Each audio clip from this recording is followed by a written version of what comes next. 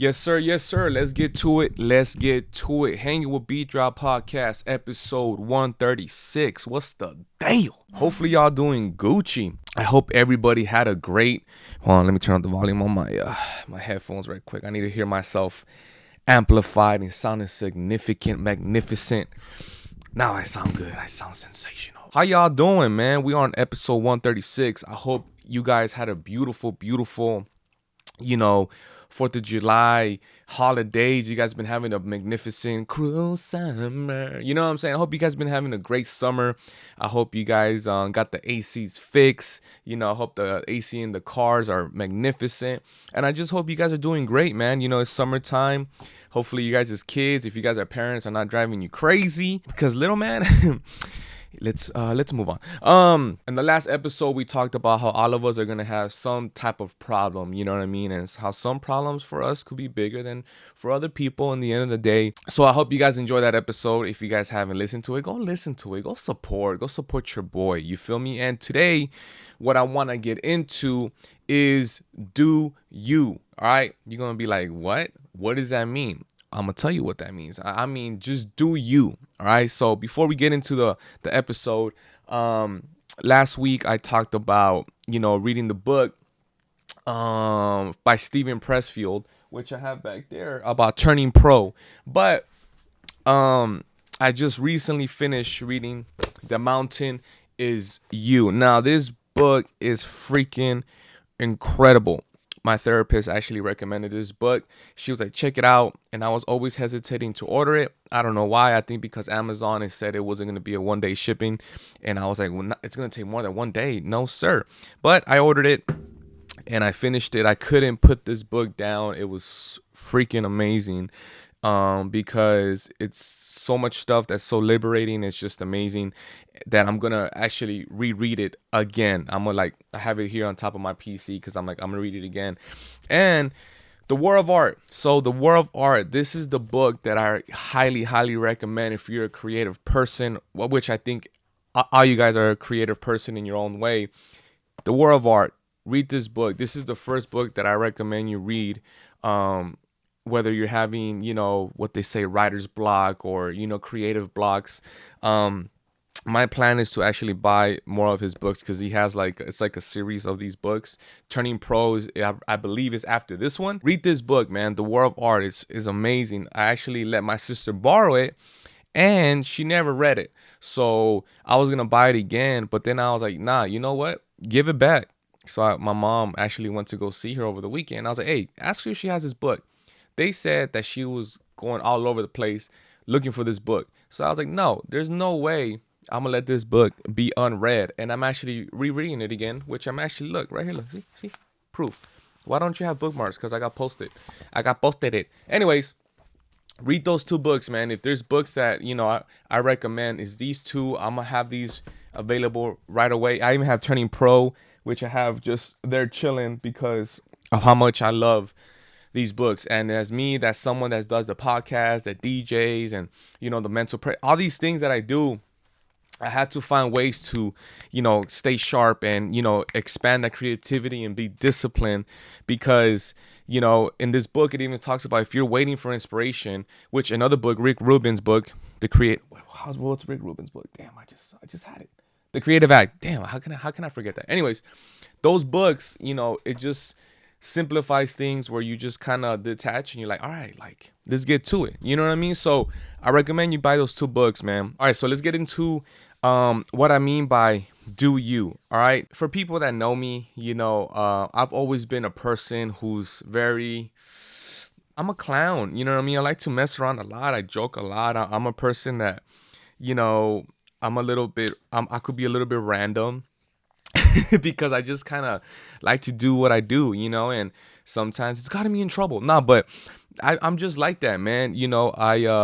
I always try to do my best to be my authentic self. And I know that's something that probably, that term gets used all over the place of like your authentic self, all these things. But, I'm not going to be here and act like there hasn't been seasons in my life where that authentic self, you could lose yourself and try to find it again. But I always like to be myself, man. I always like to just do me. You know what I mean? And sometimes people have a problem with that. And sometimes people love that. In the end of the day, you're not going to please everybody, man. Like, people have their own lives to worry about. You come to a realization that people don't really care about what you're doing.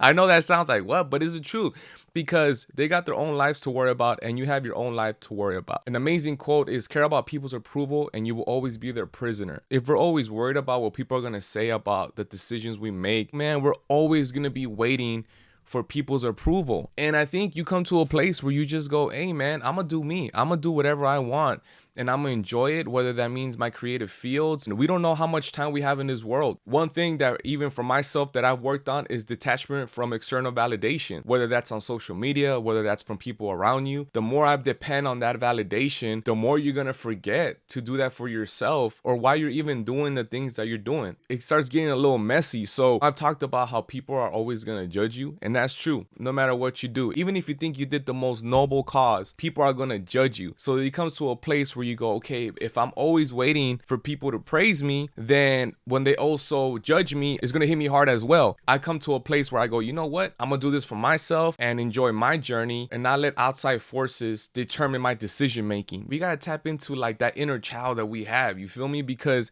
I feel like when we were kids, you would just do whatever you want. And then you came to a point where you became a teenager and all of a sudden you care about everybody judging. You care about it so much. And then you come to a place where you forget, hey man, when I was a kid, I didn't give a damn. Like, I would just do things. I say all this because, you know, like, just this path of self-growth and, you know, all the interviews I watch and all the podcasts I listen to and the books that I really enjoy to read, you know, I feel like you come to a place where you yourself have to be good with where you're at. You know what I mean? I think, you know, this life that we have is so I don't want to say limited, but it's so, we don't know the promise of tomorrow, you know?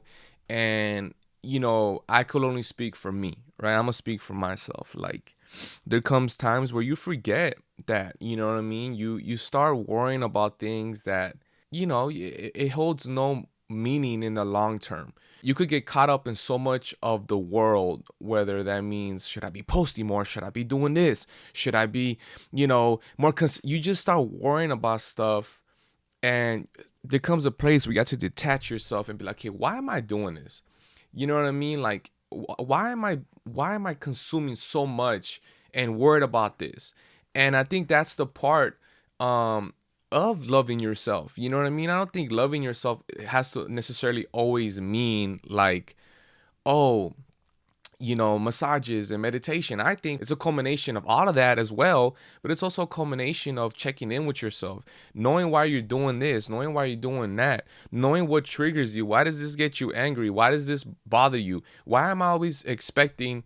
Why do I care so much about if this post did this many like? You get what I'm saying? It's those questions, the moments you have when you're by yourself, you're able to ask yourself those questions and check in with yourself and know, okay, this is taking a lot of my mental space. How can I, you know, maneuver and shift into a more practical way that helps me live a more fulfilling life? Do you, man? I want to live by that for my whole life. I'm gonna do what I want to do. You got to be careful with who you listen to, man.